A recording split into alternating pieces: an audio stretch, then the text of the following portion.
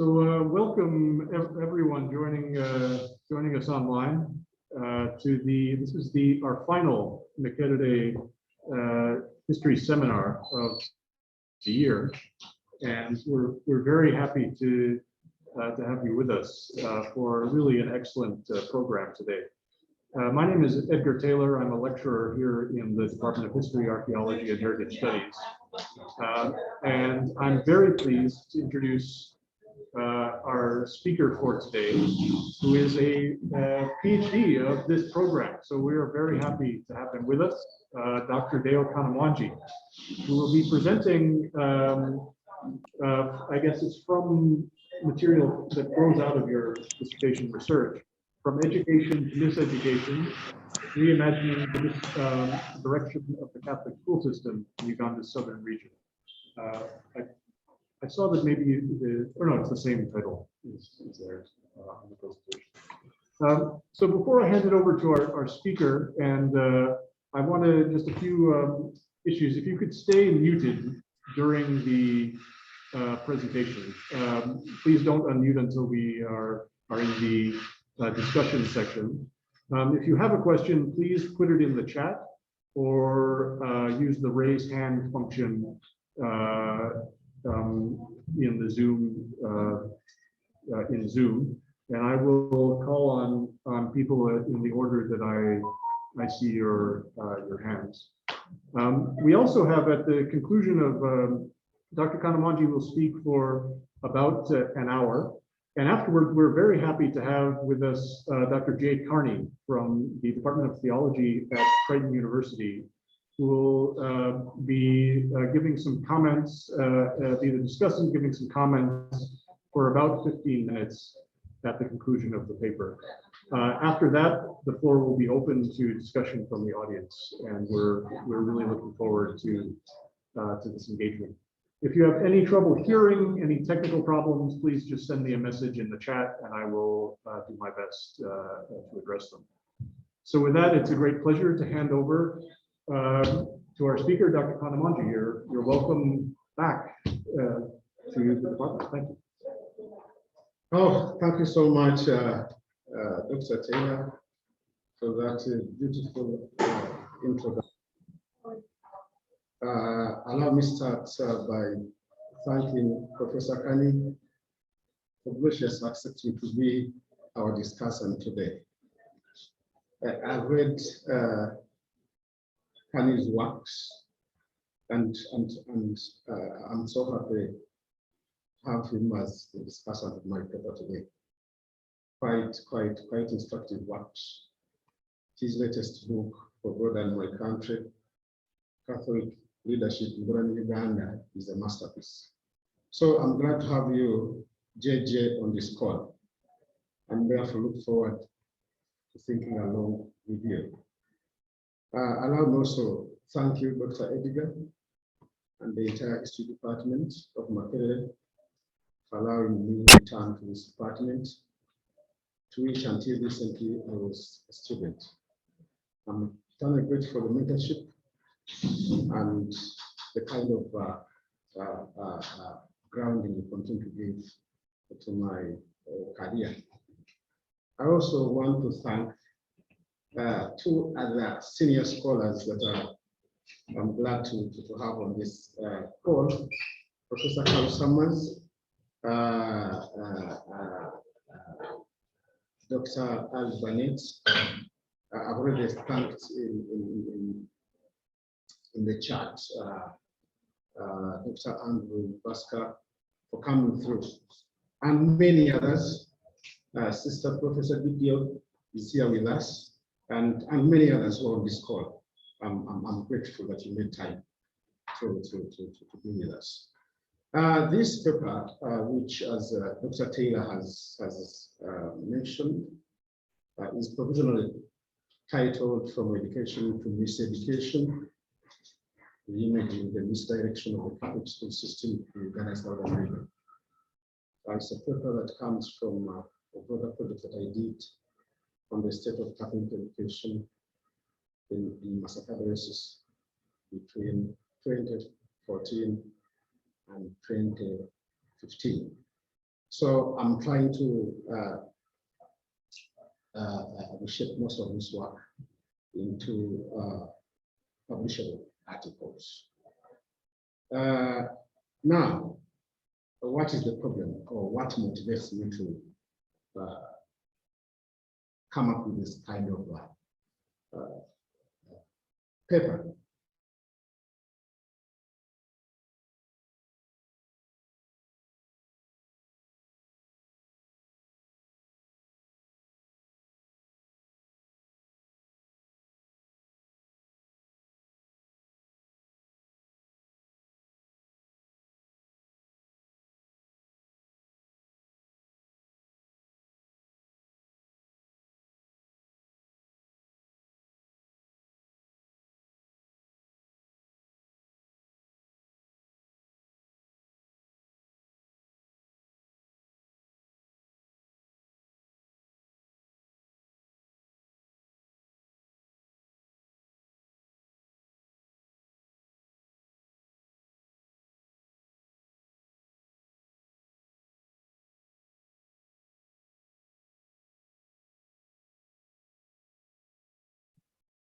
So dear colleagues, sorry, we've had a technical issue with the internet connection here, but we've switched internet services here, so we should be fine for the remainder of today. We'll need to just bring over the PowerPoint. So if you'll give us 1 minute, we'll be back.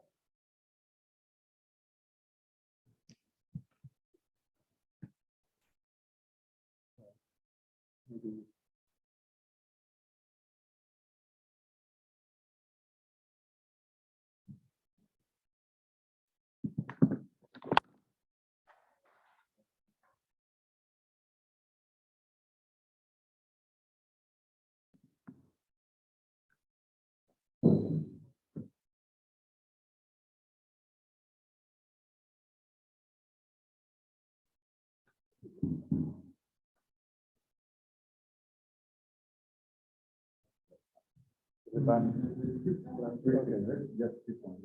Sure.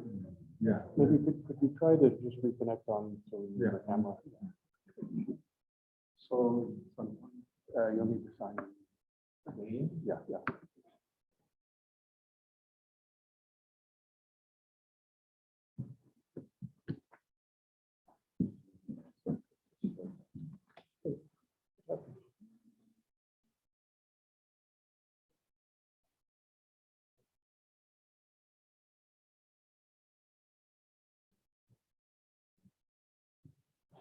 Okay.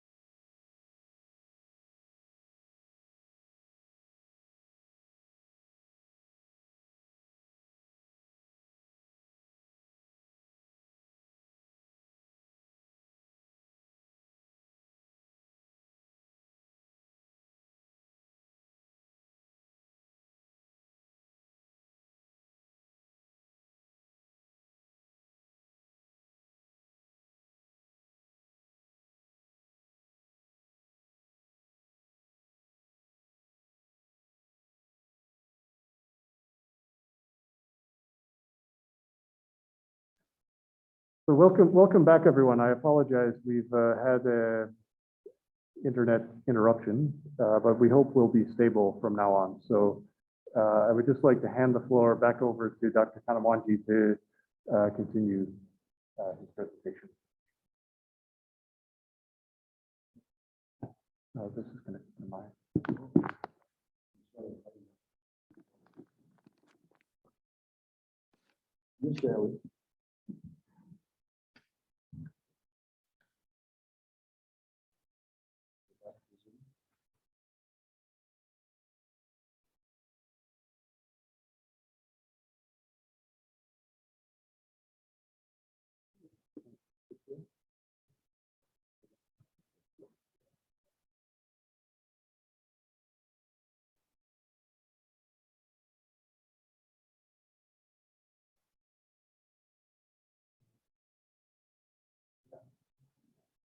Okay, now.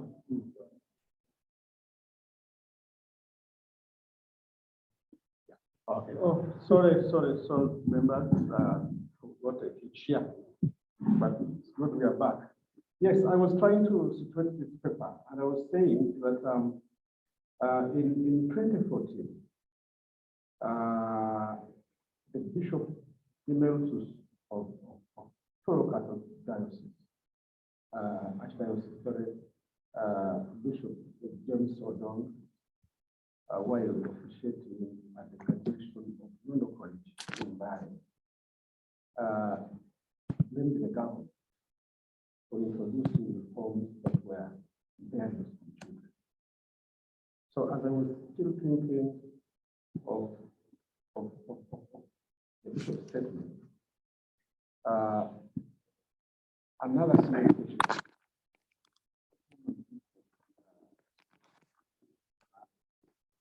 In Makerere Diocese also made statements that seemed to point in the direction of the church as being responsible for the declining Catholicity and Catholic church schools. He said, onwards and in Uganda. Amasomero gaffe gafa ebintu ebyassibwangako essira ng'ebyemikono, empisa n'eddiini kumpi byonna ebikyaliyo. N'ekereziya nayo eringa tekyefiirayo. This can be translated this way. Our schools, and of course the private Catholic schools, are begging the known benchmarks of authentic Catholic education, like skills acquisition, moral and religious formation, are almost non-existent. It's like the church no longer minds schools. Now, these contestations on who's responsible for the mess in the Catholic school system is what forced me to come up with this paper. Have the successful Ugandan governments messed up church schools, or is the church that has abandoned its core mission in its schools? Now, to investigate this problem, I chose the scene of this study as the Diocese of Makerere. I choose Makerere for recording in progress. I choose the Diocese of Makerere for it's the oldest Catholic diocese in Uganda and the first one to be led by an African bishop. It also has a very good number of Catholic schools, which by the time the study was carried out were 59. And I picked this study from 1963 because most of the literature seems to point to the nationalization of education, which was done in 1960, as having been the beginning of the division of faith-based bodies in the running of faith-based schools. I also chose Makerere because it was the area that I was more familiar with, having studied Catholic schools there, and also taught in some of them. And also, having been born there, I felt it would be easier for me to collect the data that I needed for this study. Now, in terms of methodology, this paper adopted a historical research design. And within this, I incorporated archival, documentary, and interview data. I was very much interested in terms of archival information, on information that touched on the church and government stance on education since the enactment of the 1963 Education Act. I am very much interested in this information, like I've mentioned earlier, because many people think the Education Act was the beginning of the tribulations of Catholic education and schooling system in Uganda. There were 100 respondents in this study. 7 of them were subjected to a questionnaire, and these were mostly teachers who were grouped together in the form of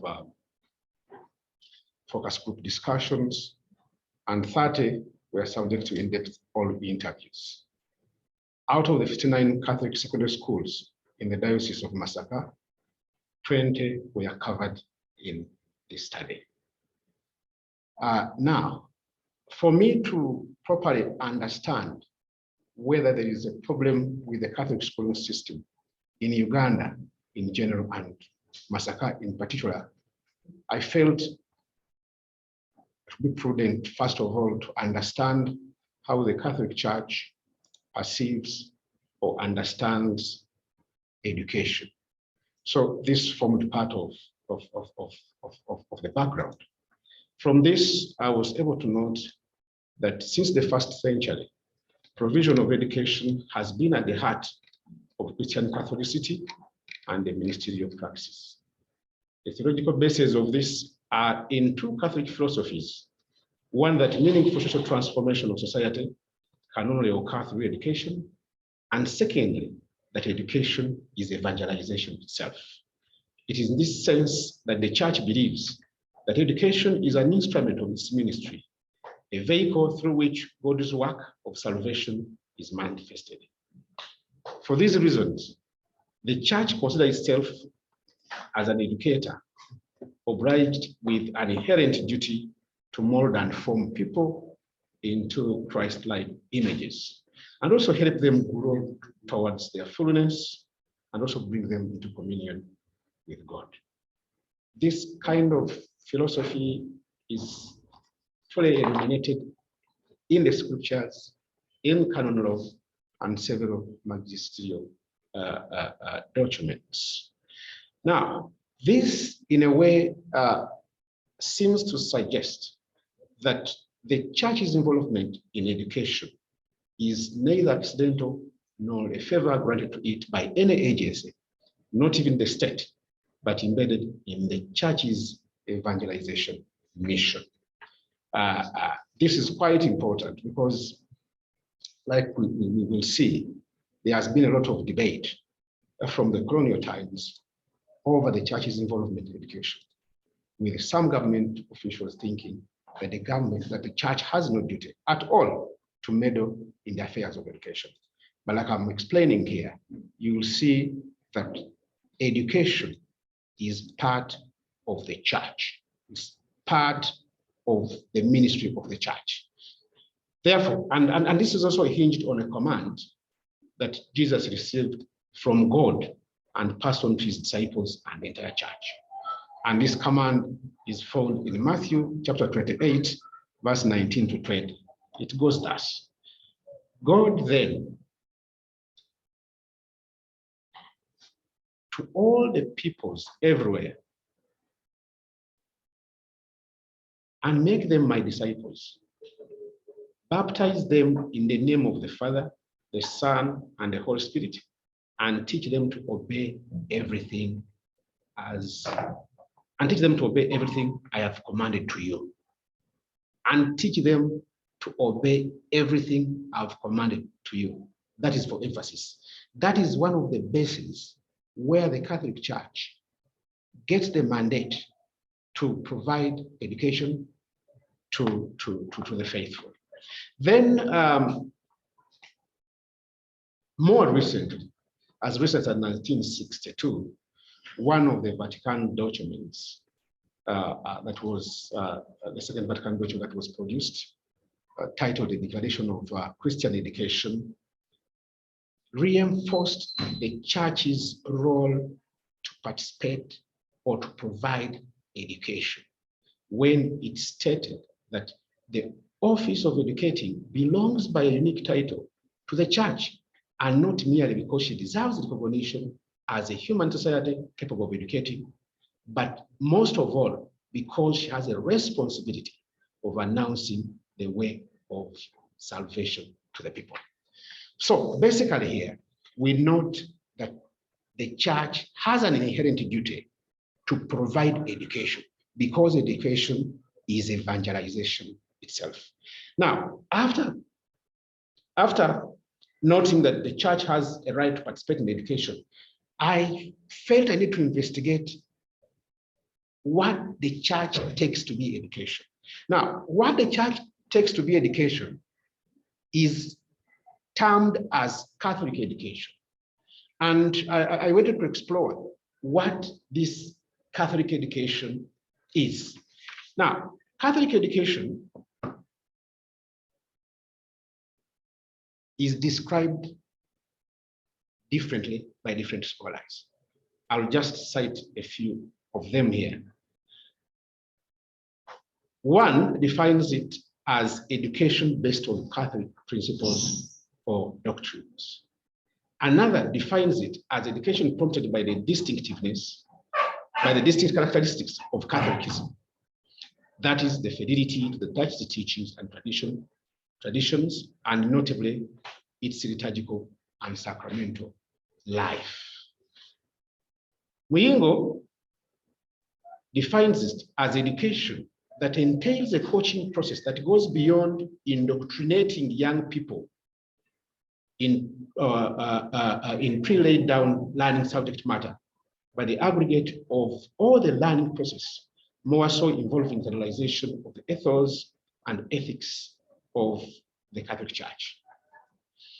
However, a better understanding of this can come again from the same Vatican II document, the Declaration on Christian Education, which defines it as education directed toward the formation of the human person in view of his final end and the good of the society to which he belongs and the duties to which he will be called as an adult. This document goes on to state that children and the young people must be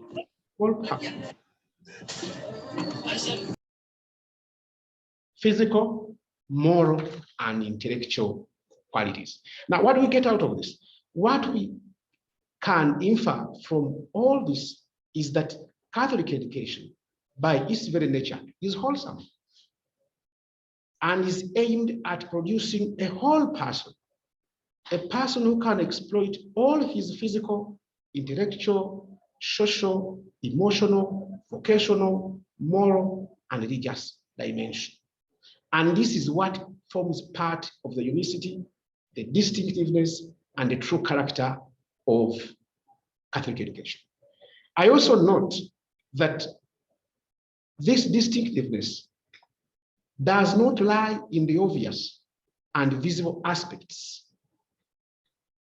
like crucifixes fixed in every classroom, an imposing chapel, the teaching of CRE or divinity, a practicing Catholic teacher or staff, but rather in the philosophy, specific mission, and mode of education delivery, academic, pastoral, and religious, derived from a true and rigid commitment to the doctrines and the ethos of the Catholic Church.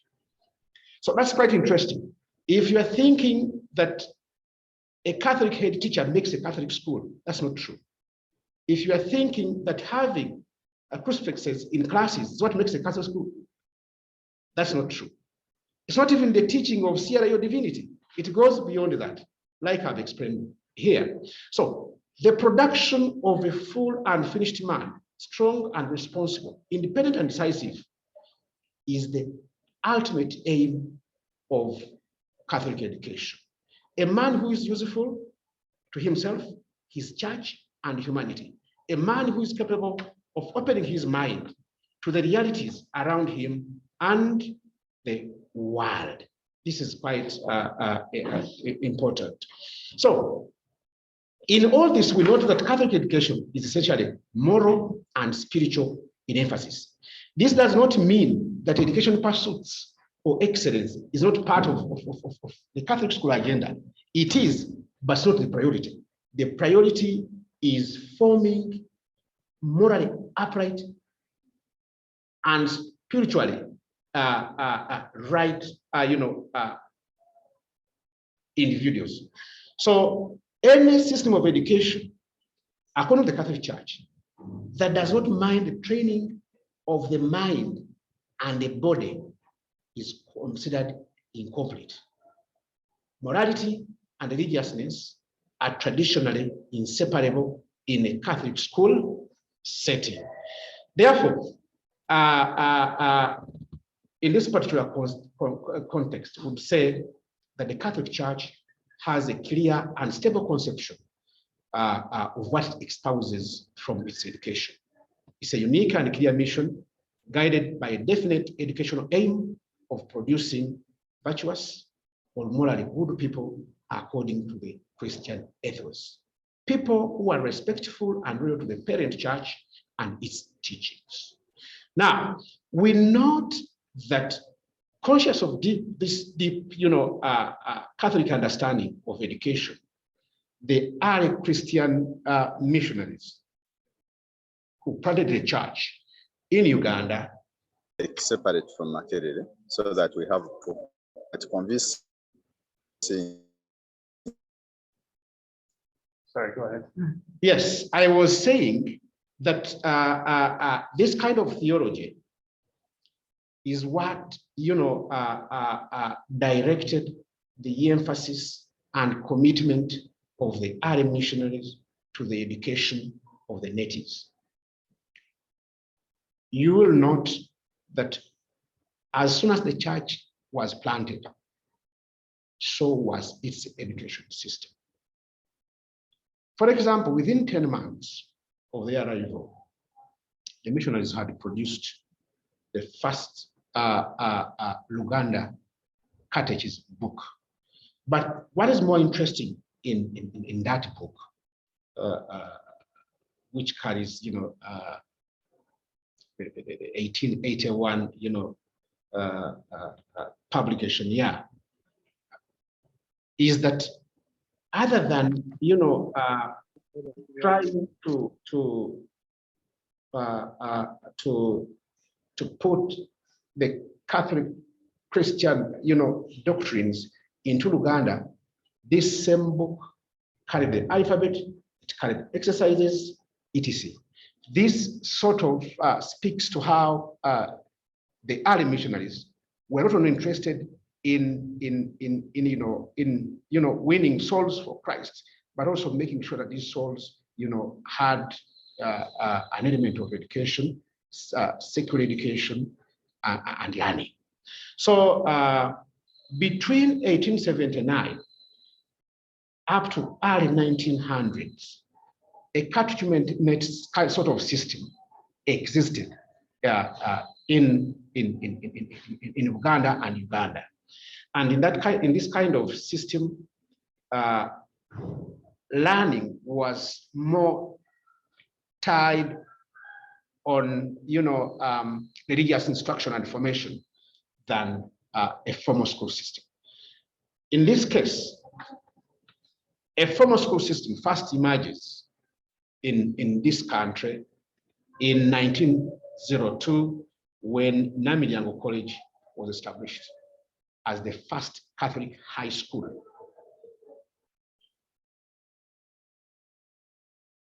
There's an interesting debate there also.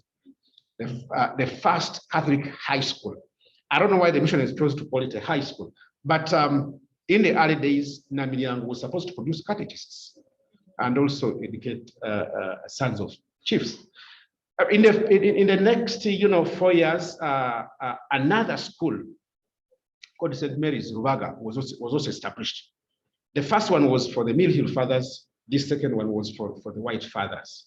So from that time, almost up to 1960, as Catholic Christianity took root, so was the implantation of its education system. So we note that by independence, several Catholic schools, ranging from primary, secondary, and tertiary, dotted almost every part of Uganda. And this provides further proof to the great importance the church places on education. So in these schools, the church provided a fuller and distinctive education experience centered around Christ as the master and model, and aimed at fostering and promoting a well-balanced human personality, healthy, self-reliant, and practical, but also, most importantly, grounded in the truths of the Catholic Church. So what kind of skills were these? The skills were in basic healthcare, they were in agriculture, bricklaying, carpentry, tailoring, and others. And these were purposed to enable the faithful tackle the demands and responsibilities of life. So for these highly cherished values, we note that from 1902 onwards up to 1962, majority of the Catholic parents, and interestingly, some non-Catholic parents were attracted to Catholic schools. Aggravating this interest was the cash crop economy that was also, taking root as part of the European economic, systems. The growing cash crops helped parents to raise some money to pay school fees for their children.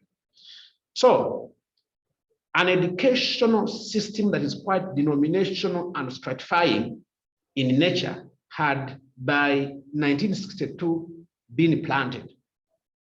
This was what matured to the Catholic, education system. It cut across. The Anglicans were also learning a similar education, an almost similar education system. And so were the other faiths.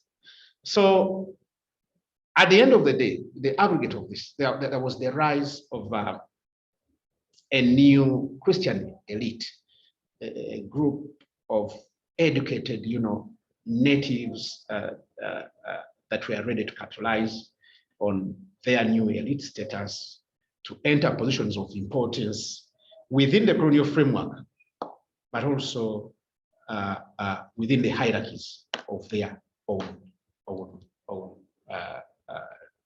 regions.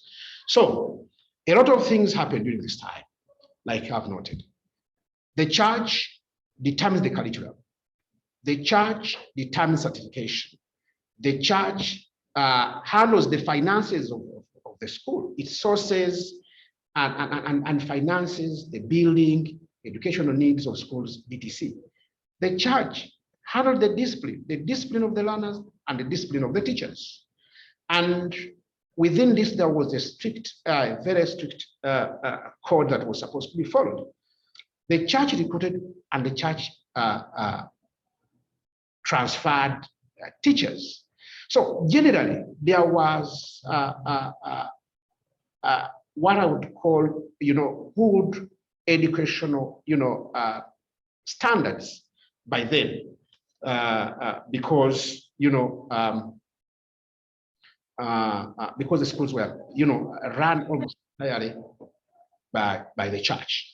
I provide a few, pics here to support what I've been saying. What you see here is Bukalasa Seminary. Bukalasa Seminary, which is the oldest priest formation school, I think,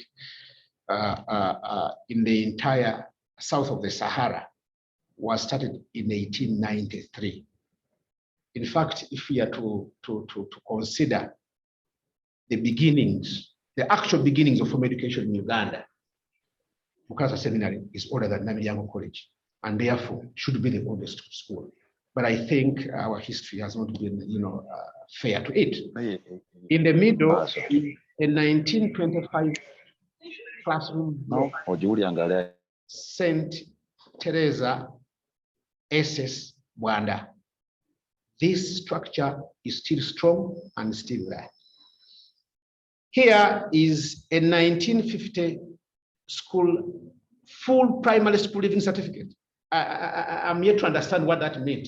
Full primary, that was issued by the father in charge of schools in 1950 at Bukurula parish. So you can see the church builds, the church recruits, the church disciplines, the church gives certificates to those who have gone through its education system.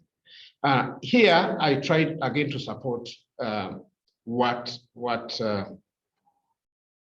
I just said in the previous, slide.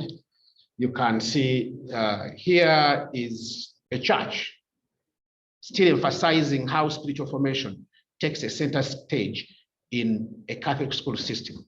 This is the chapel at Christ the King SS Kalisizo. And next here is St. Joseph's Catholic Parish, Makerere.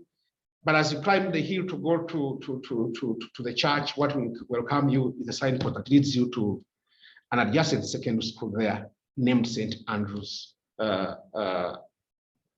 Secondary School, Makerere. So there is emphasis on education by the church. Now, what's happening to my slides?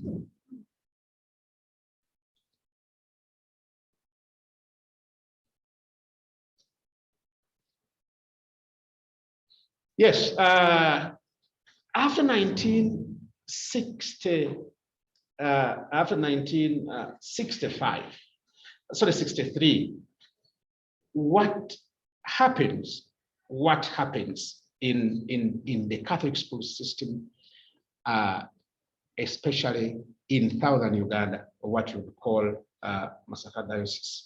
Now, I note that by 2009, the Catholic Diocese of Masaka had 21 nursery schools, 448 primary schools, 59 secondary schools, 21 tertiary and vocational schools, and the Uganda Matters University Center at Iwara.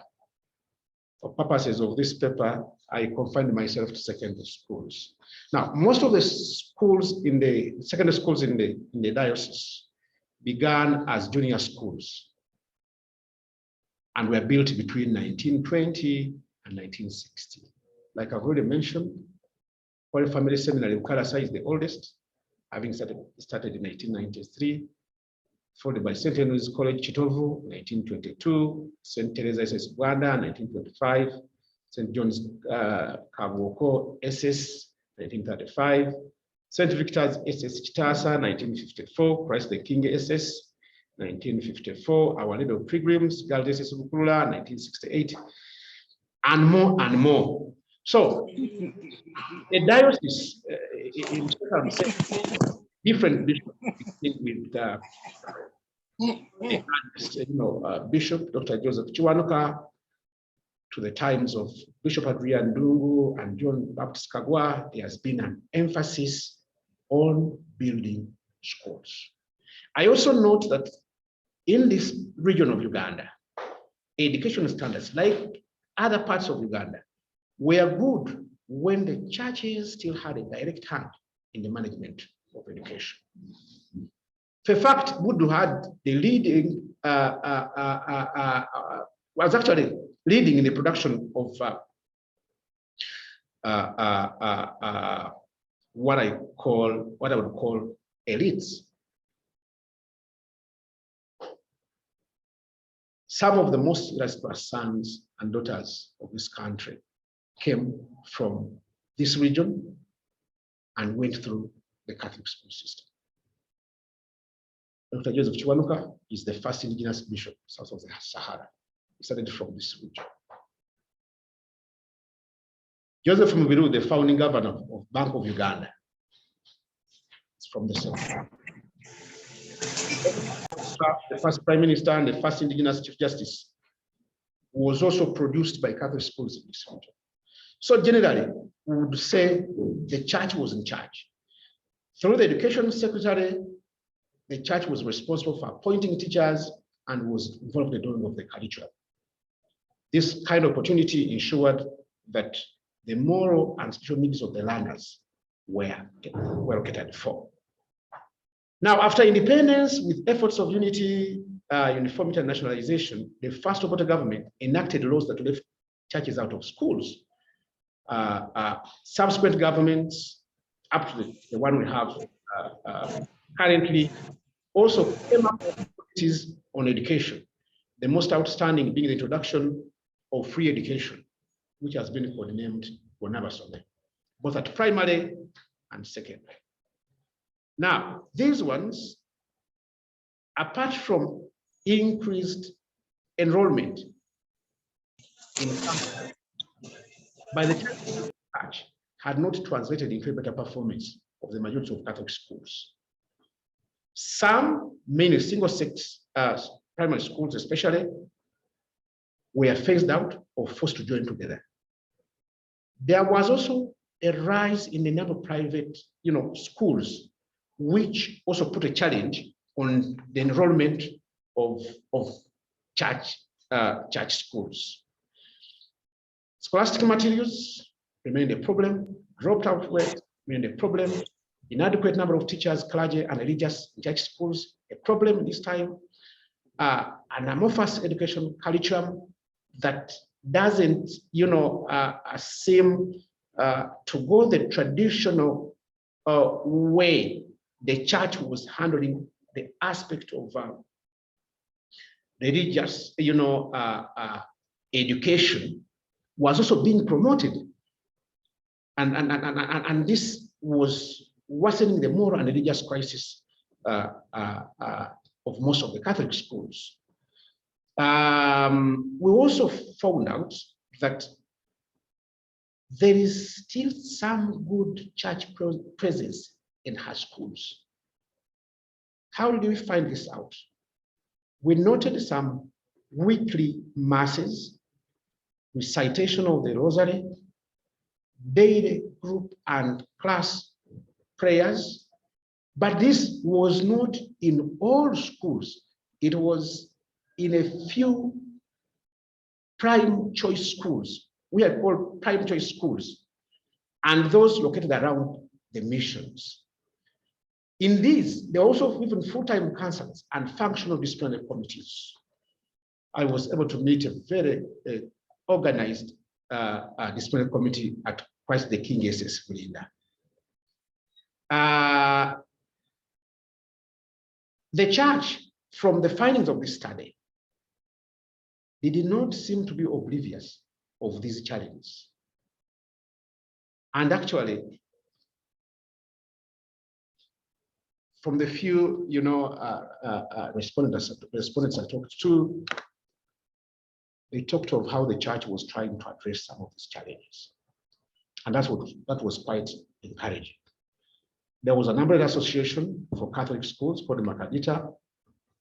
There was an annual religious festival called Education Week. There were joint religious and secular examinations. A joint religious catechism book was being implemented in the diocese, etc. But like I've mentioned, this was only in a few schools, prime choice schools, or what we would call performing schools, or those located around the missions. In most of the outlying schools, the peripheral schools, those scattered in the far ends of the diocese, educational performance, Catholic ethos, Catholic values, spirituality were on the decline. And where they were not on the decline, there seemed to be forces that were pointing to those values getting extinct in the near future. Now, these challenges also seemed to vary. For example, in performing schools, the enforcement of discipline was a bit easier. You go to St. Helens Chitovu, you go to Bukasa Seminary, Sacramento, Chimanya, etc. But when you move to the far end schools, Makerere, St. George SS Makukuru, St. John's SS Kaboko, St. Anthony Kayunga, here the enforcement of discipline was found to be very high. And many of the school administrators were being forced to compromise on so many things. Expulsion of students was being handled with a lot of care. Missing of prayers could not force a student, could not force the administration to expel a student, which was not the case in the prime choice schools.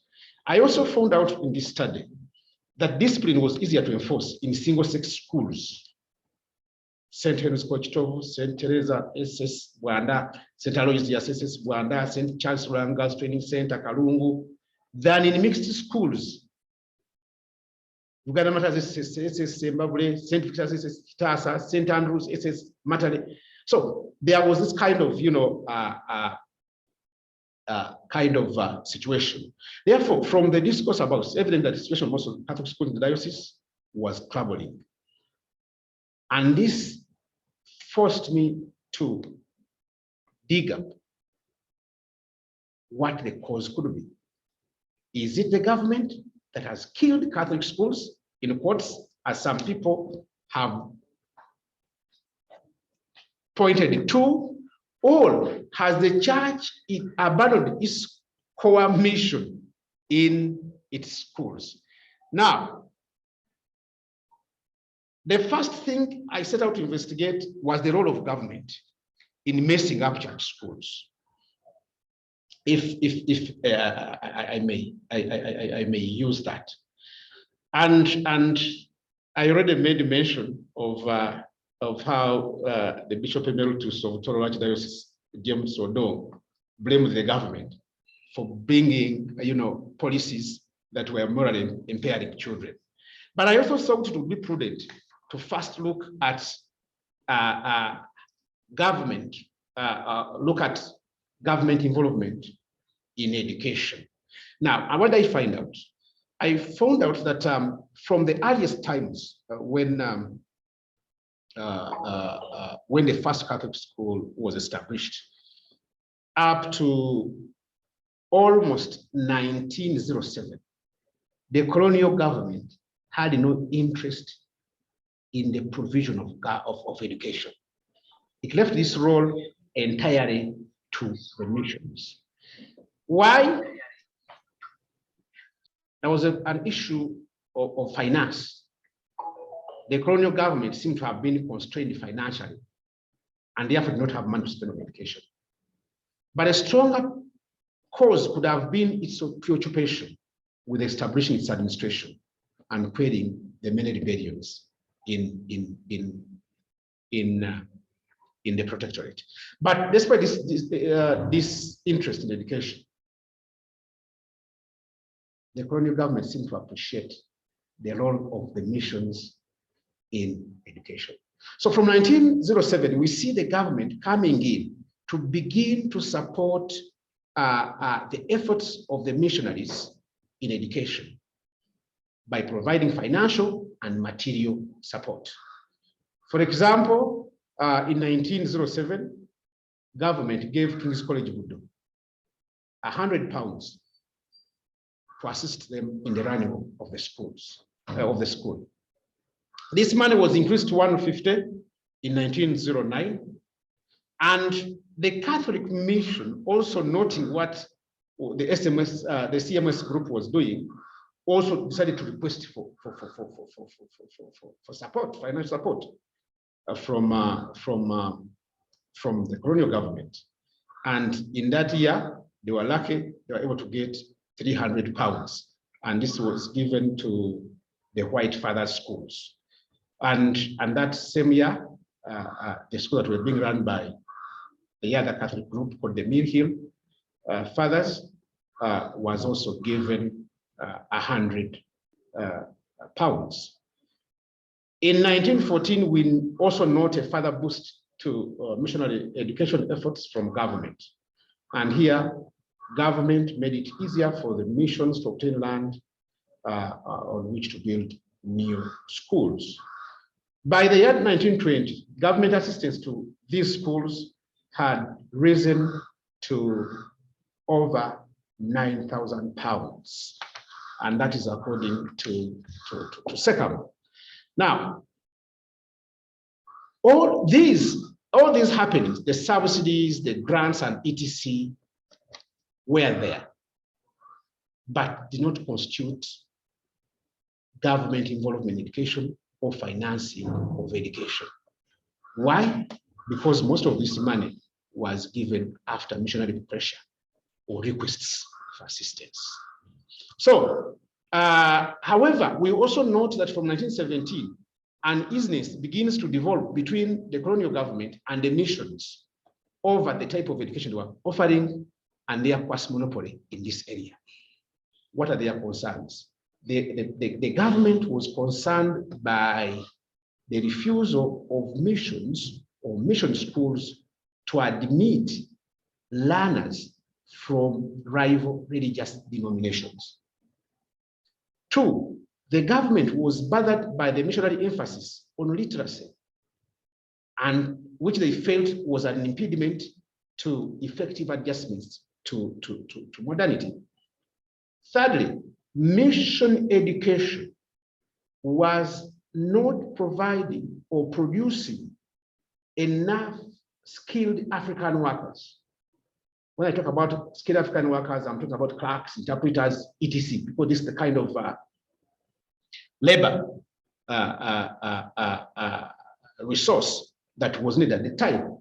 So the government was concerned that the missions were not producing enough skilled workers to meet the demands, the labor demands of the day.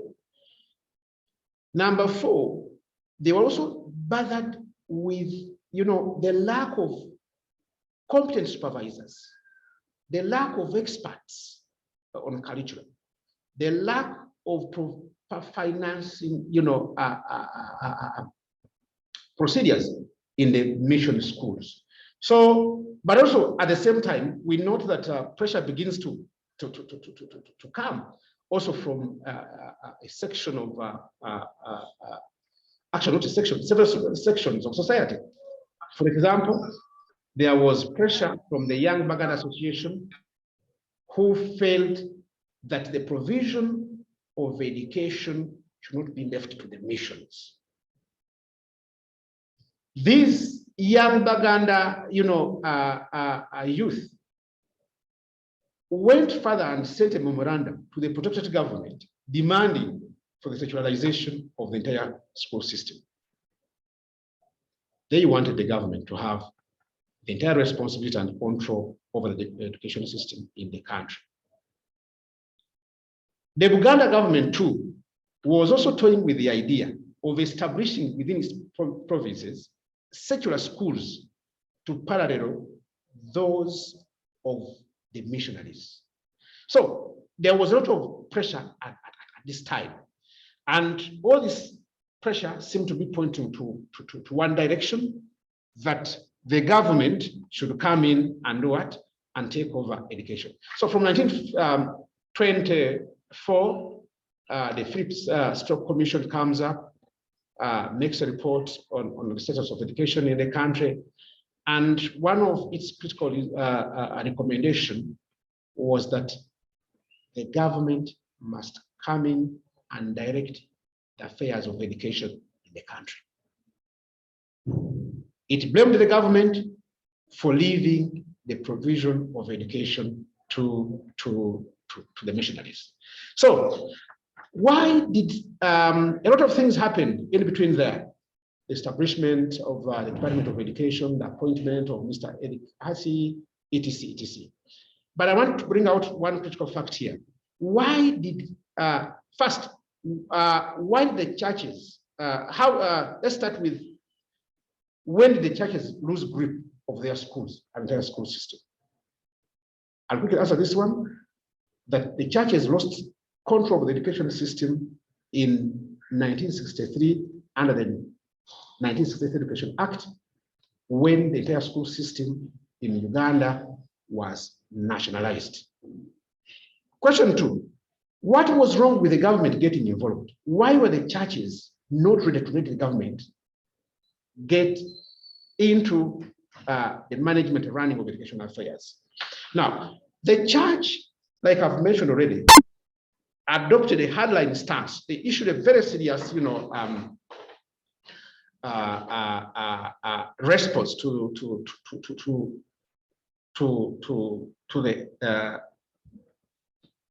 the earlier, demands that had been made for the government to take over schools. They even went to court, although they were unsuccessful. What was their problem? They feared that the government was going to grip their powers and influence in their own schools. And I think they were right. 2, they feared that the government would introduce secularism in schools where they would lose, their schools would lose their Christian identity. And that also came to pass. So what did the voices from the diocese point to? One, in as far as this aspect is concerned, and I'm referring to the aspect of the government messing up schools. I want to state that many respondents blamed the government for messing up schools, not only for the Catholic Church, but the entire school system.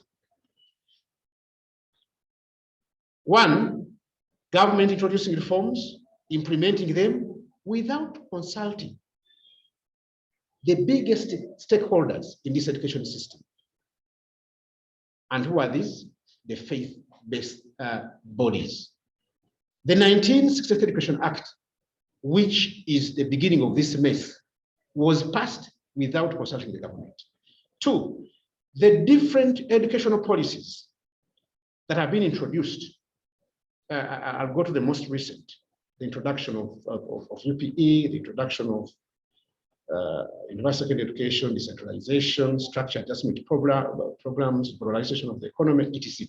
All these have cumulatively caused operational consequences for the Catholic education and for the Catholic school at large. UPE undeniably has increased access to education, creating a mass of Ugandans who can read and write. But from the findings of the study, there were concerns over the quality of their products. There were concerns over automatic, promotion. There are concerns about, parents refusing to come in because the programs are named, Onaba Some Free Education for All, etc. Now, the principle of subsidiarity has not been appreciated by the government. There are also concerns about the management and formulation of the curriculum of these schools, the recruitment of teachers, the growing in discipline of the teachers, etc. All of these are blamed on the government. For example, when you look at the aspect of discipline, many think that the continuous rhetoric from government officials regarding the issue of children's rights has made children become somehow difficult to handle. The fact that the church also has no control over teachers who teach in their schools, there was a feeling that this leaves the church out of the management of the discipline of the teachers. And at the end of the day, there was great concern on the issue of discipline among teachers who are teaching in these schools. The formulation of boards of governors was also noted to be, a challenge. which the church had lost. So there was great concern that maybe the different, government policies have had very serious, impact on the Catholic school, increasing secularization, moral degeneration, and poor performance. But again, there also seem to be a lot of literature, a lot of data that seemed to blame the church. And this is where I pose the question. Has the church messed up her schools? Now, there were voices that seemed to point to the unfortunate situation that the mess in the Catholic schools is a result of the church resigning its once held formidable position in its schools. And I seem to pick sense in this because many people are saying the church is no longer enthusiastic about schools. And this begins from 1963 when the government nationalized education. When the government nationalized education, what the church did was to complain. The common statement was, I quote, "Amasomero gaffe bagatwala," the state grabbed our schools. And the other was to run and start, new schools or concentrate on religious instruction, or what we call the Mujiji classes, or start purely new ones. Now, within this, there is a concern that the church is no longer swift when it comes to matters affecting its schools. Why? Because they think the schools are now owned by the government. There was a scenario of a retired, education that I interviewed for this study, who intimated to me how they lobbied for a dormitory block from the church authorities, and they had to finally give up when it failed to, come. This is quite, in direct contrast of what used to happen before 1963, when schools were taken to be part of the church. Then the insistence on keeping and running an independent and parallel education system also became a challenge, where this, where the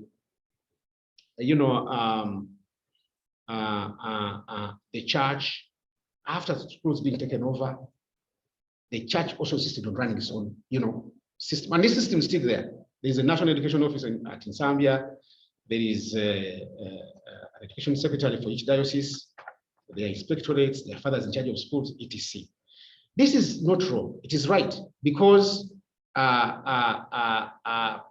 the church has a very big stake in education and owns so many schools, not only the Catholic Church, but even other faith-based bodies.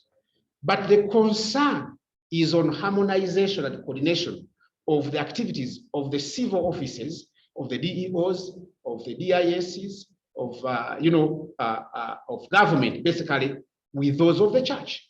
This harmonization, from the interviews I carried out, seemed to have been problematic in the period 1963 up to 2007, when the study ends.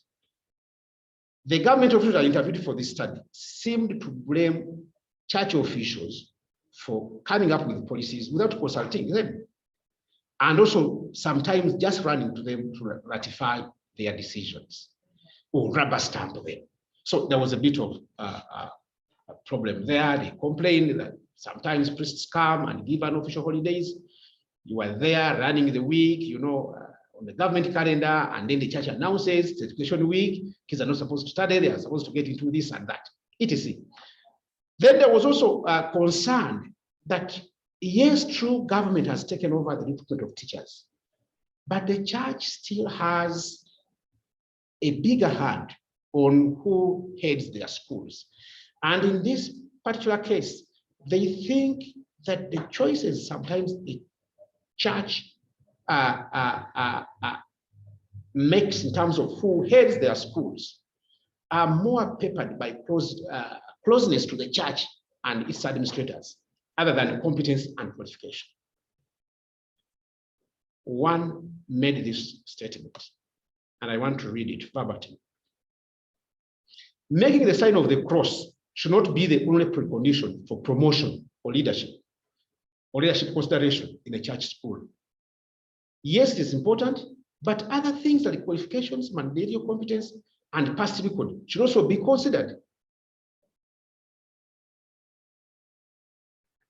And in this way, he was, trying to portray a feeling that the general incompetence, the poor performance, the declining morality, the declining Catholicity in Catholic schools is somehow brought up by this very issue. And he says it bluntly in his conclusion here, when he says, otherwise, how would a non-performing head teacher continue to head a church school without any serious reprimand? Isn't this incompetent and non-performing school administrators? It is this incompetent and non-performing school administrators that are wasting away and mismanaging several schools. That one is blaming that one is pointing to the weaknesses regarding education, but also problems related to religious personnel working in church schools. The number of religious nuns, the number of fathers working in school, the number was said to be on the decline. Then to the, let's say, add 1 or 2 minutes, I finish.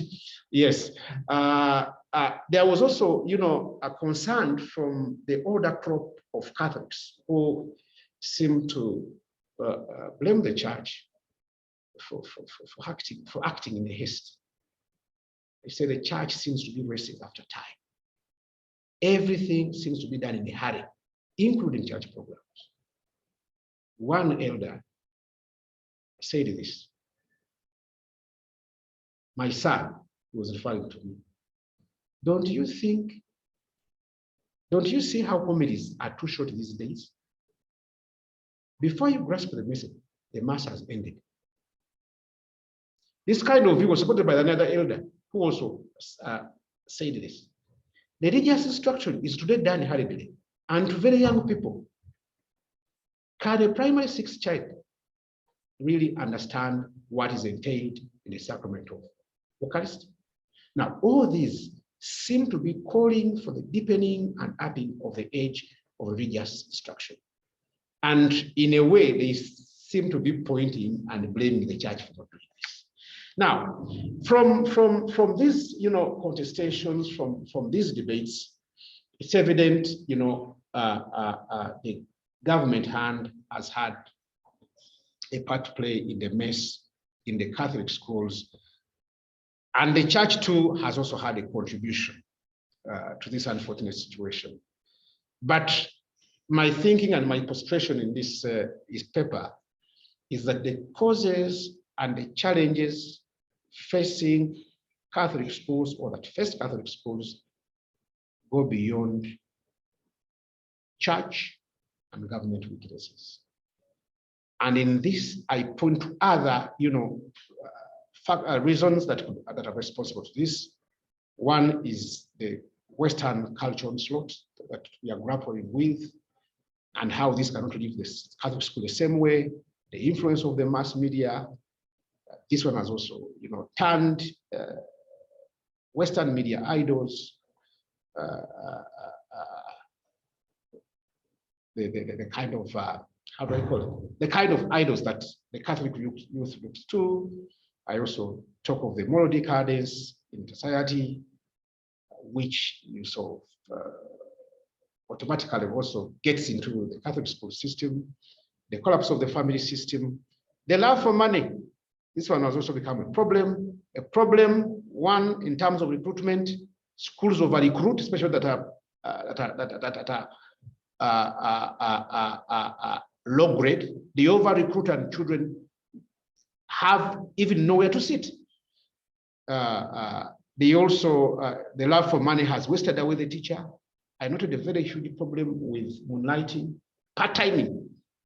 Part-timing negates the Catholic understanding of hard work and honesty in work. If you leave your mother's school to go and do work in another school, then you're not being honest with your first employer. It was a very serious problem, and surprisingly, many teachers did not find any problem with it. Those are interviewed. Misplaced priority. There is a very huge problem where Catholic schools have moved away from emphasizing the most holistic, approach to education to emphasizing academic excellence. The head teacher, the student, the school owner are all concerned with grades. And this search for grades or quest for grades has confined the teacher and the learner in the classroom. They are ever in the classroom, no time for sports, no time for personal prayer, etc. Effects of urbanization are also evident. Kids are spending, a lot of time in the emerging, amusement facilities, in betting, in discotheques, in drinking joints, in clubs, etc. Unemployment and poverty have also wasted away Catholic schools.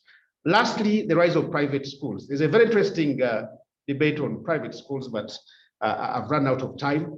But I can only state that the rise of private schools has compromised the traditional Catholic schools in a sense that, one, they are competing for learners. Two, the traditional schools are forced to compromise on the management of their discipline. Three, it has affected the presence of the teachers at the Catholic, at Catholic schools, because they keep running from one school to another. So in conclusion, what point am I trying to make? In conclusion, I'm saying that while this paper highlights and illuminates the unique and distinctive character of the Catholic school and how our Catholic school identity and how this identity has been over the years lost in various Catholic schools in Uganda, I feel it's not fair to blame this mess entirely on the government. It is my contention here that there are other factors, including the church itself, that have caused a great negative impact on the quality and purpose of the Catholic school. Although this is part of the difficult truth, I feel it should not be time to lament. The 21st century should not only be a time of reflection on authentic Catholic schools, on authentic Catholic education, its distinctiveness, humanism and purpose, but also a time for honest conversation on how the church, Catholic educators and administrators can recommit to reinvigorate this unique education philosophy without hesitation. Another level, it should also be a good time for those involved in Catholic education to reaffirm the wonderful contribution of the church and its education system to the overall development of Uganda. Similarly, it should be a good opportunity for the Catholic schools to rethink and define themselves against alternative philosophical approaches to education. The worrying trend where the Catholic school appears to focus only on academic performance must be reconfigured. Short of this, Catholic education will continue to be undermined, and the Catholic school will remain as part of the Catholic religious memory and identity. And I end with a question: but how possible can this be articulated in the contemporary and pluralistic world? I thank you so much for listening to me. Thank you, Dr. Taylor, for this opportunity. After this paper, I'm planning to produce another paper that will carry suggestions on how authentic Catholic education can be reinvigorated. Thank you so much. I'm ready for the Q&A. Thank you very much, Dr. Kannamwangi, for that very engaging talk. And thank you, listeners, for bearing with our connectivity issues at the outset.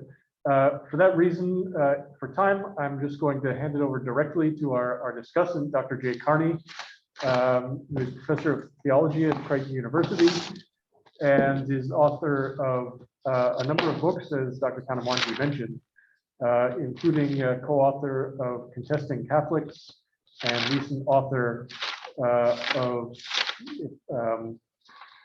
For God and My Country, Catholic Leadership in Modern Uganda, which is on sale in bookshops in Kampala. Dr. Carney, over to you. Thank you. And can you hear me okay? Yes, we can. Okay, great.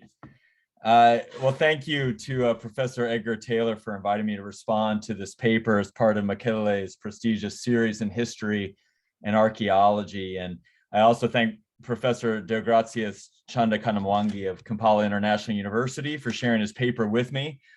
I'm honored to be a part of this conversation today and look forward to rich discussion with the audience.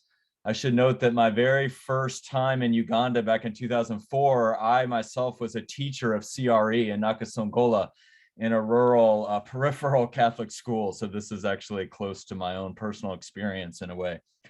In the name of time and in a deeply Trinitarian spirit, I will limit my comments today to the rule of three strengths of the paper, 3 suggestions for improvement or further development, and 3 questions for Professor Kannamwangi to consider as he continues his research. And I'll note that I'm responding to the original written paper rather than just the oral presentation. There were some issues that Professor Kannamwangi got into in the paper that he didn't quite reach in the oral. The first strength I would note in this paper is Professor Kannamwangi's extended analysis of the meaning of Catholic education. I especially appreciate his holistic understanding of Catholic education in the spirit of the Second Vatican Council, aimed at, in his words, at producing a whole person who can exploit all his physical, intellectual, social, emotional, aesthetic, vocational, moral, and religious dimensions. Although Professor Kannamwangi emphasizes the moral and spiritual dimensions of this education, his broad overarching definition reminds us that Catholic education is committed to forming the whole person in all areas of her life in a spirit of what I might call integral humanism. This mission is admirable for its breadth of vision. In turn, it will inevitably fall short, given just the ambitious scope of it, but also in light of the sin and finitude that mark the human condition. Second strength, Professor Kannamwangi's historical analysis of what we might call the longue durée of Catholic education, in my mind, is a real contribution. Although his primary focus lays with what he perceives to be the post-colonial decline of Catholic education, this paper offers rich insight on the origins of Catholic schools in Uganda, as well as their development under British colonial rule. What strikes me here are some of the common themes that extend from the colonial to the post-colonial period. The Obote government's concern with Catholic schools' independence and quality had been foreshadowed by the colonial government's misgivings over mission schools' quasi-monopoly in this area, as well as the 1924 Phelps-Stokes Commission's challenging of perceived Catholic elitism, sectarianism, and mismanagement. In fact, the Obote government would adopt and extend many of the Phelps-Stokes recommendations 40 years later. Likewise, the early colonial critique of mission schools' emphasis on literacy and lack of practical skills-oriented trade-based education would be repeated after independence.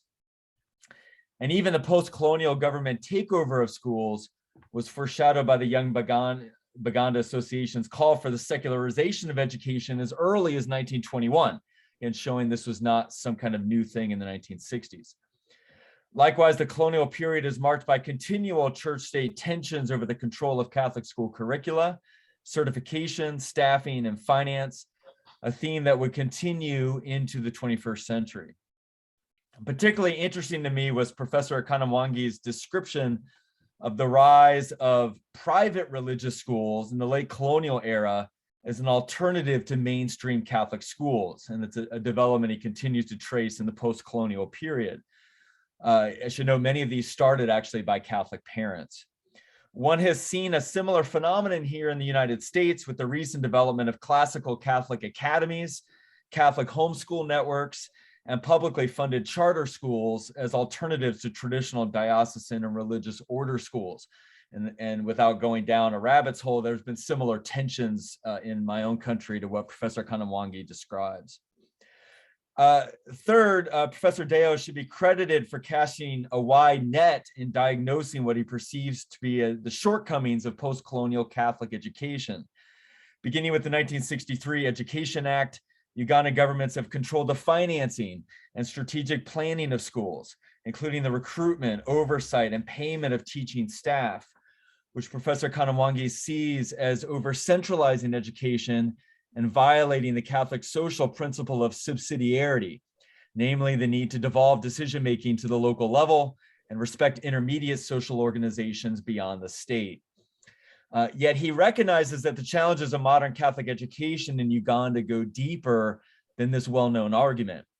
In this regard, Professor Kannamwangi is right to note the importance of economic liberalization and the concomitant shift in the visioning of education from, and I quote him here, from a service to a business open to any player with money. Very important line.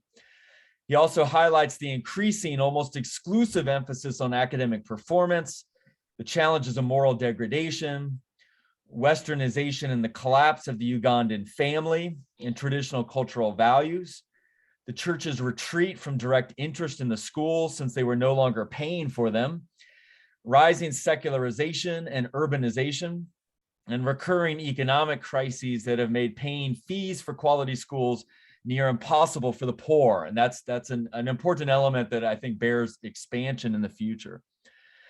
In this regard, Professor Kannamwangi should be credited for the breadth and depth of his damning critique of the contemporary state of Catholic education in the Diocese of Masaka, and by implication, Uganda writ large. In terms of suggestions for improvements, I would point to three areas. First, I would like to see more of a historical trajectory in Professor Kannamwangi's analysis of the post-colonial period. There is perhaps too much emphasis on 1963 as the year when everything falls apart, with Obote's Education Act ushering in a host of modern evils, which then linger until 2007 and beyond. But my sense is that this relatively static narrative pays short shrift to what is surely a more complicated history. How did education policy, particularly as directed toward Catholic schools, evolve under Obote, Amin, and Museveni? For example, if Obote's emphasis was on what Professor Kannamwangi calls unity, uniformity, and nationalization, Museveni, at least in my view, and I think Professor would agree, strongly encouraged privatization and competition, which in turn enabled the development of private colleges, such as Uganda Martyrs University or Kampala International University, when the state withdrew from its previous monopoly of higher education.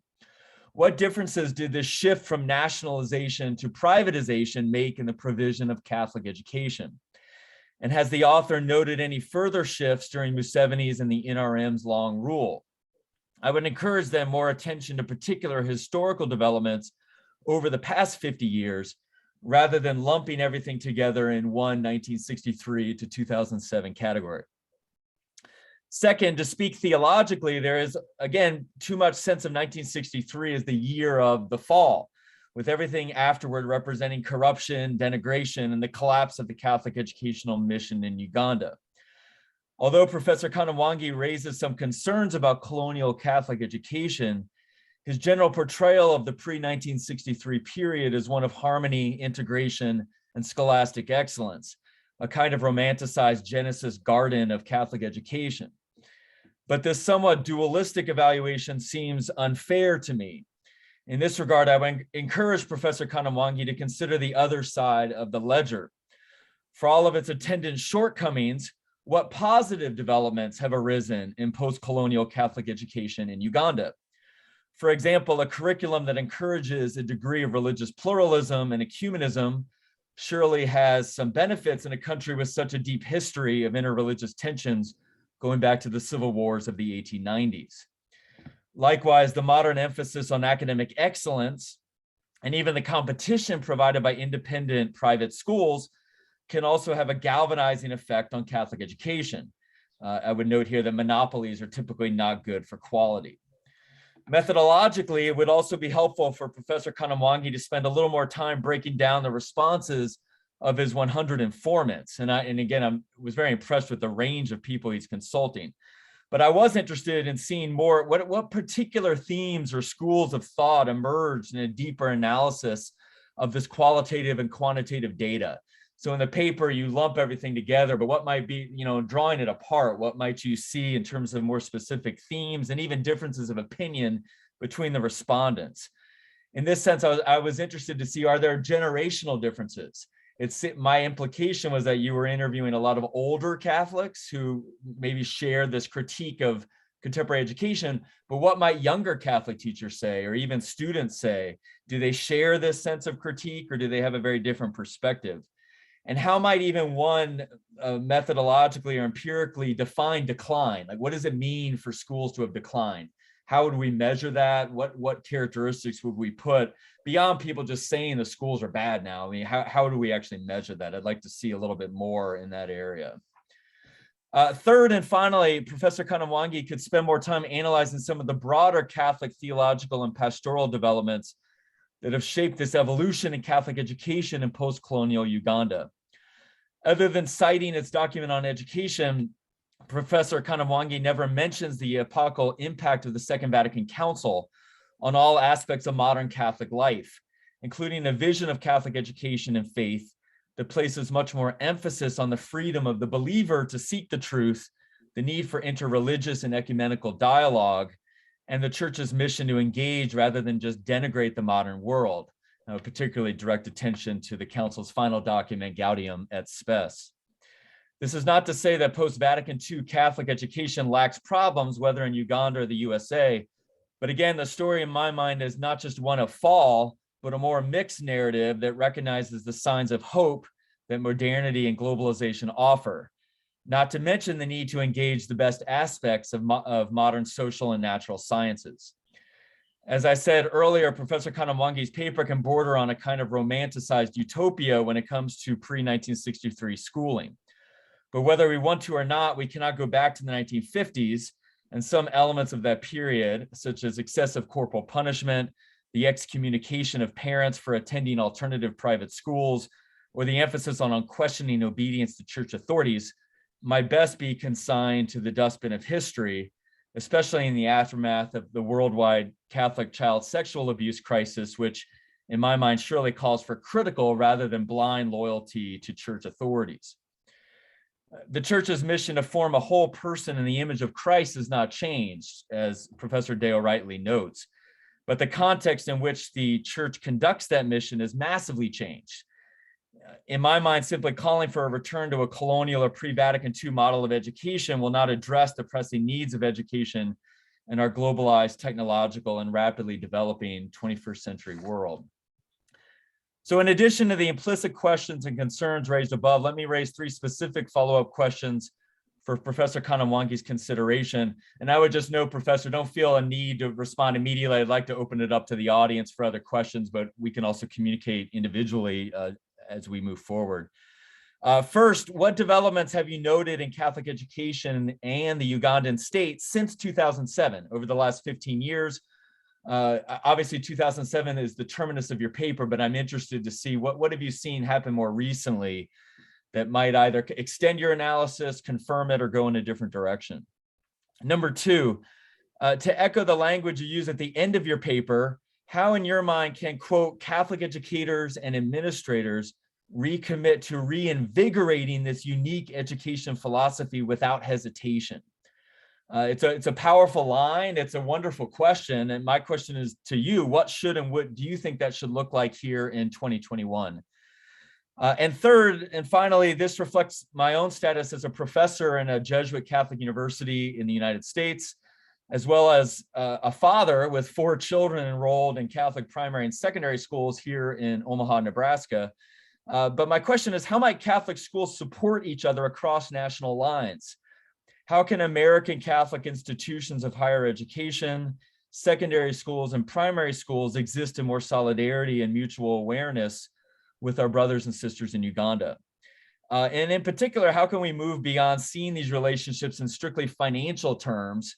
And I see that even in my, just raising money, toward a deeper sharing of wisdom and insights as we grapple with similar challenges of secularization, globalization, and curricular development in the modern world. Again, I thank Professor Kannamwangi for this very rich paper, which is particularly, I should note, appropriate here on the Feast of the Immaculate Conception, a very appropriate day for this paper. Thank you for your wonderful research and insight, and thank you to all of you for your time. I look forward to further discussion in the question and answer period. So thank you. Thank you so much, Dr. Carney, for those comments. Dr. Kannamwangi, would you like to respond to one? Well, we can open up to, yes, I can only say thank you to Professor Carney for these insightful observations, quite insightful. I can only promise to find more time to deeply look at them and also keep in touch as we continue to struggle to polish this paper and make it publishable. Thank you again for your time and looking up early. I know this is around 7, 8 there. Yes. So thank you so much for finding time to be part of this discussion. We can open up for questions. So for those online, please just put your comments in the chat or use the raise hand function. Maybe while I'm waiting for those hands, if I could just follow up on some of the comments that Dr. Carney raised, and maybe think this question, about the practical methods for reinvigorating Catholic education. Specifically, he first asked about since 2007, and the second question was about, I guess, more like a practical guide based on the historical research. What does that look like in light of your the research you've done, and particularly the comments and perspectives you've gained from your interviews? Do those interviews tell you anything specifically about what a strategy for rethinking or reinvigorating Catholic education might look like?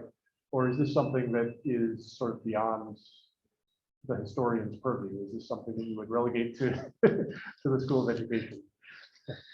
Oh, thank you so much, Dr. Taylor, for that question.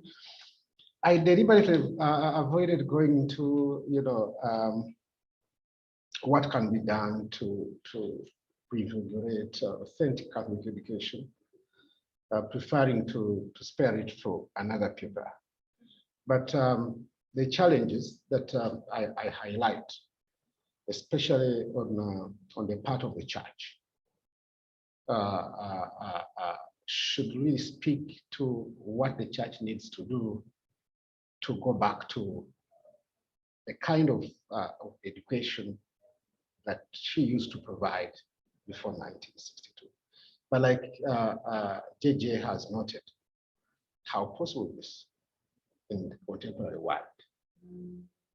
That is a question that I feel that needs a deeper conversation.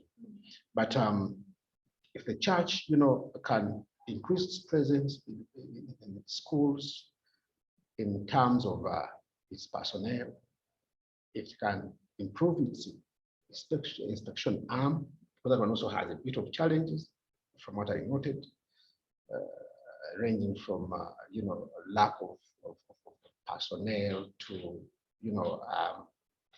finances and resources that they need to do the work, and also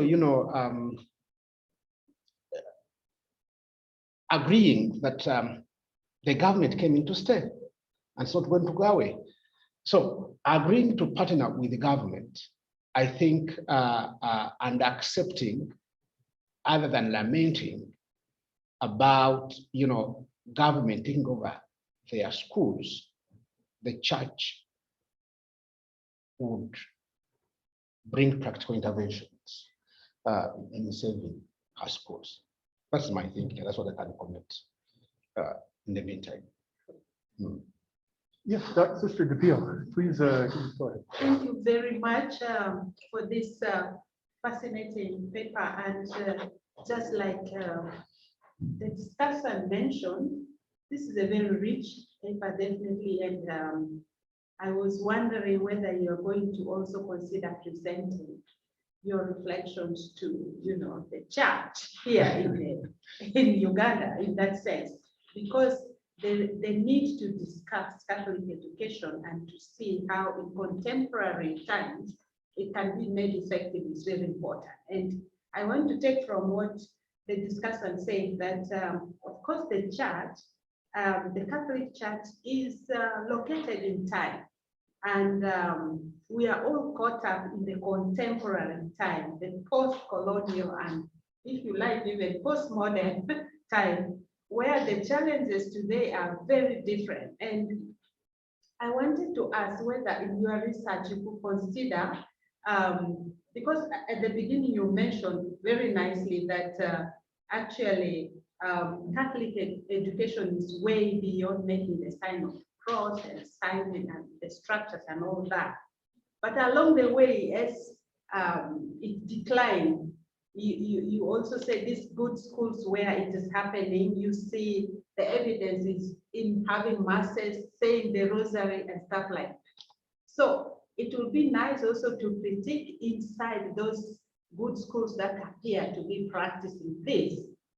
Is there something deeper than that, those external structures of the sign of the church? And I wanted also to find out whether you could, especially the younger category of people, the church in many places I went to and at conferences, and people come to tell me, I studied in a Catholic school. It comes as a statement of affirmation that I got a good education, but also that I was so disciplined to a point where maybe, they tell me, I'm not going to church these days. I don't go to church, but I studied in a Catholic school. I was well brought up in that sense. But that also comes with that level of disciplinarian, like some of which you have mentioned, corporal punishment. If you don't go to church, if you don't go to say the rosary, you are punished and all of that. Now, putting that in the context of today, just like Professor said, the post-Second Vatican Council, where, the church opens up, this humanistic education is really meant to be like good for anybody beyond being a Catholic. That is how open it can be, because the humanistic transcends the specific denomination. It's supposed to be like that. So I'm interested to see if later, not in this paper, you could do a little tracer from these Ugandans in the context of the research, who have studied in Catholic Church and who have also disengaged from the church, basically as a result of some memories of the rigorous disciplinarian kind of thing, and what that impact really is for them beyond the name of having studied there. Wow. Oh, thank you so much, Professor Sister Dominic DePio, for your observations. You are very right. The Catholic school is not, is not set in a space. It is set within a historical, within a given context, in terms of time, in terms of space, community, etc. So that is actually the basis of one of the concerns I raised, that as long as we continue to waste away our society, the Catholic school cannot remain. I have actually no problem. I spoke to the education secretary, who is my good friend, Reverend Father Michael Kamleger. He was supposed to be on this call. I don't know whether he's there, But if it's there, I request that he puts up his hand and gets a minute or two to speak. So I have no problem if I'm invited to give a talk, either to the teachers or secondary head teachers. I would be very much comfortable with that. I'm a product of the same schools, and that's partly where my concern comes from. What is eating up our schools? What is killing them? What can we do? And I think that would also be a good way of paying back for the service that I received from the schools. Yes, a little tracer would be so nice, and that's something that I'll need to give a bit of thought to at a later time. And your concern, and actually our concern too. Yes, many people who have gone to Catholic schools are very proud of that kind of heritage. Even when their lighter life, actions, behaviors get to deviate much from what the church teaches, they still remain proud.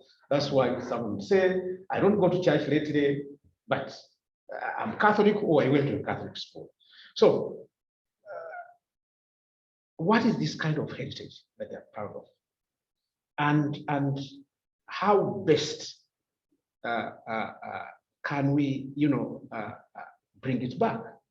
How best? This is not a question for me, it's a question for all of us to ponder about. How can we rethink? How can we reinvigorate this kind of education? Is it possible? Is it not possible? But I know we are racing after time, and I think there are so many people on the call. Dr. Taylor, can we maybe have? Sure, yes. So, well, I guess maybe first jump. There's a comment here from Herbert Dungu. So I guess if it's all right, I can read aloud or part of it. He's emphasizing the third question of Dr. Carney's question about how Catholic schools can continue supporting each other beyond borders, besides in monetary terms. And the comment is that Ugandan bishops are doing what Ugandan bishops are doing to support missionary work in the United States by sending priests to the United States is sort of part of the answer. I've seen churches in Massachusetts where they only have Ugandan priests. By the way, he comments that Dr. Deo is my brother by another mother. And I've just seen a follow-up from Dr. Carney, who mentions that his, I don't know if you want to, I can read these or allow Dr. Carney to respond as well.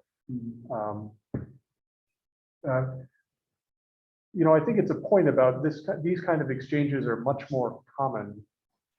I think this is my impression. I may be wrong about this.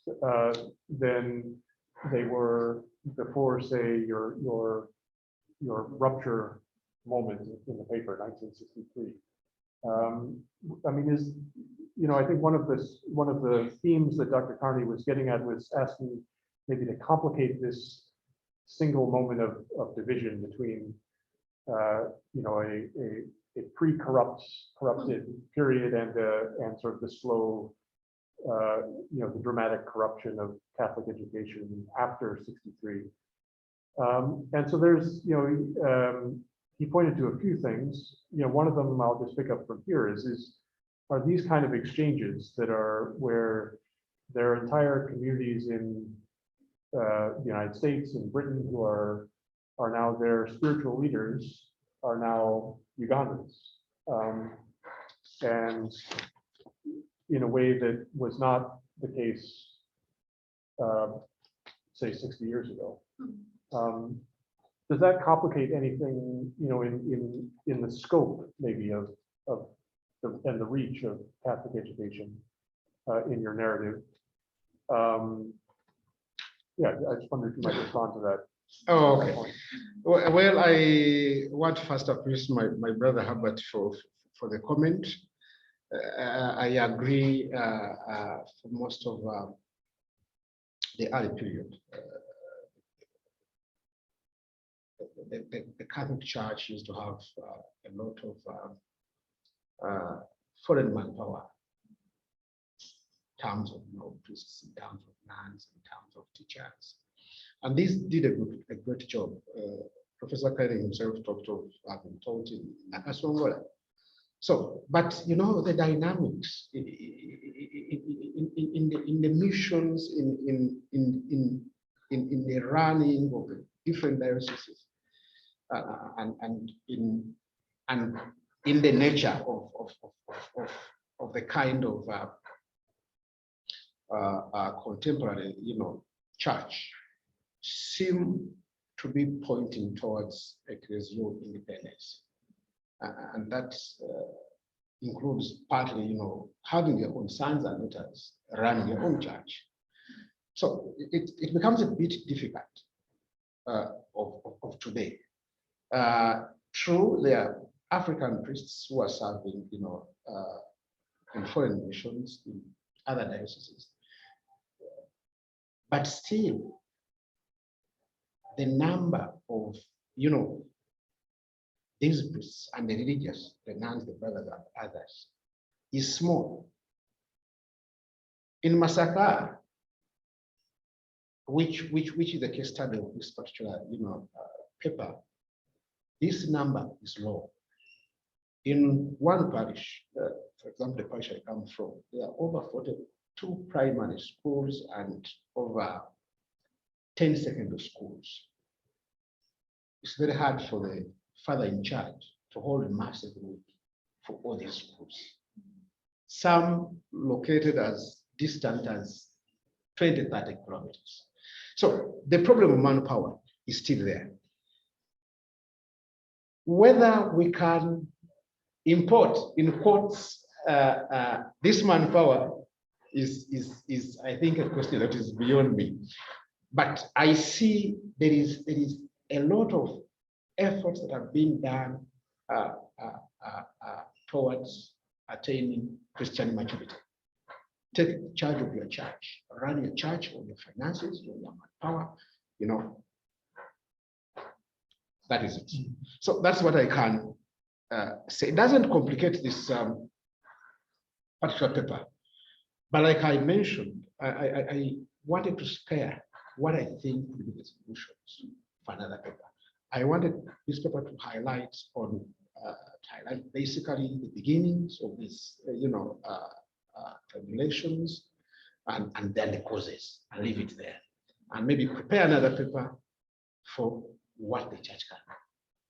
I have very good reflections and insights that I think can be of use if those in charge of Catholic education are interested in adopting. Thank you. So we are coming up to the hour, but I wonder if I could pick up. Ali Bennett has left a comment in the comments here that picks up on another question that Dr. Carney raised about say the specific differences between your respondents' comments, and maybe that's leads to question you might be able to sketch something for us here about whether or not there is, in fact, you notice a generational distinction in the way that your respondents are talking about the trajectory of Catholic education. Is it, as Dr. Carney speculated, that elders are lamenting the loss of a tradition that they knew, and that younger people see a different kind of modernity, modern church than their elders? Or is this something that's shared by young and old alike? And if so, why? I mean, every generation invents its own vision of what they expected to be a proper education. How would you account either for a difference or similarity across generations, if you notice one? Oh, thank you so much, Dr. Taylor, for that question. I want to agree with JJ it seems the older generation is the one that is nostalgic about the older educational system. The young generation, basing on the samples of the teachers, seemed to be comfortable. That is why when I placed the question of what they think about, part-timing in quotes, they say it's normal. Yes, it's normal. It's very okay. It's money. We need money. Without money, there is no life. Then I try to interest them in explain to me whether they understand the Catholic education thought, its philosophy, but it's about grades. So, in a way, I would say there is a generational dichotomy, sort of, with the older generation,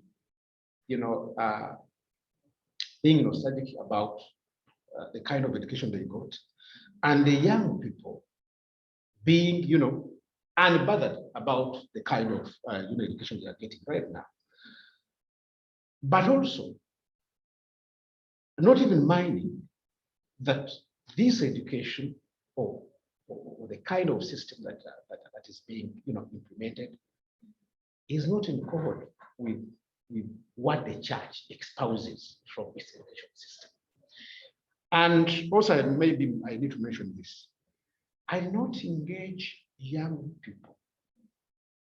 Maybe this was another side on my part. Students, I did not engage students in this study. I mainly engaged teachers who are teaching in these schools, elders and alumni of these Catholic schools, education managers, head teachers, education secretary, religious education secretary, those kind of people who are in charge of education. Maybe if I'd engaged these young people, I would have able to pick their voice on how they, understand the kind of education that they are receiving. Yes. Yes, please. Thank you One more very comment. much. I think that is a very interesting question, and that category will provide an interesting response, because I just want to share a little on my experience. You are dealing with secondary school, but okay, my experience with students here in Makerere over the years. I have seen over time a certain interest among students in the university to know more about their faith, to especially here where you have the Anglican Church next door and the St. Augustine there, people making effort to learn more about what does this mean, what does this Catholic concept mean. Something perhaps in the secondary education level they didn't get, but here, in the program of the chaplains, there is a special time for Catholic answers. It's like all sorts of questions in Catholic teaching that you can be responded to once in a week, and people come for these talks. This is besides maybe seeking the chaplaincy for different other questions. So there is, it looks to me like, and it was one of the questions I wanted to ask, whether, since you are respondent and already pointed to, I didn't, because it will be interesting to see whether this younger category also have a reason to look back to those Catholic values that maybe they hear their parents talk about that is now missing in their education system. Because when they come to campus, they seem to look for something that they can attach to as people of the Catholic faith. And there's a kind of like holy competition, if you like, between the two churches here. For example, the creation of the midday 1 o'clock mass here is a fairly recent one. It came out of a need from the Catholic students that around lunchtime, the Anglican students will always be in the chapel. They have that hour for praise and service, and there was nothing happening at the Catholic end. And that me developed into having the 1 o'clock mass every day, which has become also very popular. So I just wanted to say that these young people are also really searching, and they want to have something to hold on to, which they can hold their deep knowledge of their faith. Yeah. That's a good observation. That's a good observation. Maybe I should have mentioned from the start that this is a paper that's still under progress. And actually the essence of this presentation is to pick views, pick insights, comments that can make it better. I still have the time. I can go back and pick a few voices from those young people and see how they can, be reflected in this particular conversation. Well, we're now past 5 o'clock here, and I would just like to thank you very much for this engaging paper and for all the comments from everyone attending. And thank you to everyone for attending the seminar today. And I just want to mention that we have this is our final seminar of the year, but we will have a new schedule forthcoming for 2022. And we should be sending that out probably at the end of the month or early January. So do stay tuned for that as well. So thank you to Dr. Kannamwangi. Thank you very much to Dr. Carney, to everyone who's attended. We're looking forward to seeing how this paper develops and the other work that you're engaged in. It's really exciting to see. So thank you again very much.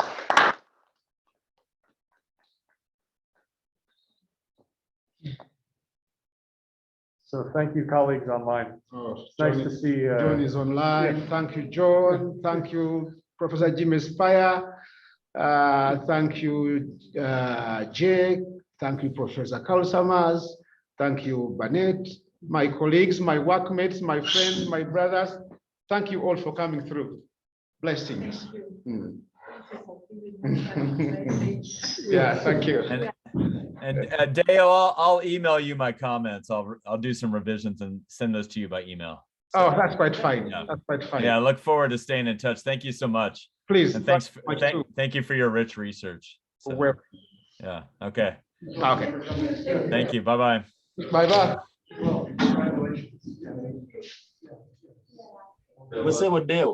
Wanji Sebo. Ogambo Chawebale Kuja. Of course, I had to. Thank you. Thank you. How are you? I'm doing well. How are you? Very good. Thank you. Great. Yeah. We'll talk. Wanji. Wanji Sebo. Supalo. Oh, Kale Sebo.